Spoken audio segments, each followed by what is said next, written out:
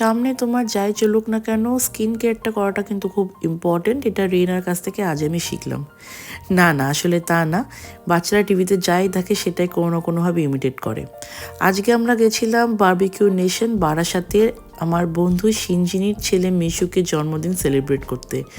অনেক দিনেরই ইচ্ছে ছিল এখানে আসার, কিন্তু কোনো না কোনোভাবে আসতে পারছিলাম না। আমাদের বার্থডে বয় বসে গেছে এখানে ট্যাটু করাতে। সব বাচ্চারা এখানে ভিড় করেছিল, ঢুকেই দেখছি এইটা একটা সেকশন করেছে আর অসাধারণ ডেকোরেশন করেছে। আর এই হচ্ছে আমার বন্ধু সিনজিনি, যাকে আমি নিজে হাতে সাজিয়েছি। তাকে খুব দেখতে মিষ্টি লাগছিল। রেনা এখানে বসেছে রেনার ফেভারিট ক্যারেক্টার একটা বাটারফ্লাই করতে, আর কোকো এখানে করেছে হাল্ক। আর রেনার কমপ্লিট হওয়ার পরে রেনা ছুটে চলে এসছে আমাকে দেখানোর জন্যে। অনেক দেরি করে পৌঁছেছিলাম বৃষ্টির জন্যে, তাই তাড়াতাড়ি করে খেতে বসে গেলাম।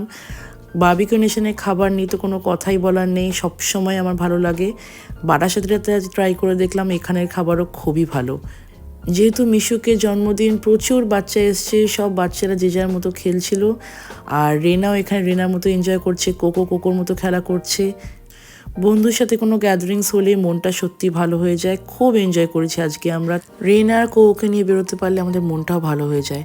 ফাইনালি খেয়ে দিয়ে বাচ্চারা খেলাধুলো করে আমরা সবাইকে বিদায় জানালাম ওখান থেকে।